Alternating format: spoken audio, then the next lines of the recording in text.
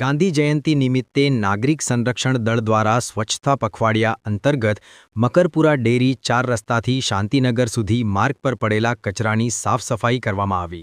2 October Gandhi બાપુની જન્મજયંતિ નિમિત્તે અને સ્વચ્છતા પખવાડિયા અંતર્ગત વડોદરા શહેરમાં વિવિધ વિસ્તારોમાં સાફ સફાઈ અને સ્વચ્છતા અભિયાન ચલાવવામાં આવી રહ્યું છે, ત્યારે નાગરિક સંરક્ષણ દળ દ્વારા સ્વચ્છતા પખવાડિયા અંતર્ગત મકરપુરા ડેરી 4 રસ્તાથી શાંતિનગર સુધી માર્ગ પર પડેલા કચરાની સાફ સફાઈ કરવામાં આવી। આ કાર્યક્રમમાં 30થી વધુ નાગરિક સંરક્ષણ દળના કાર્યકરો સાથે અધિકારીઓ હાજર રહ્યા હતા।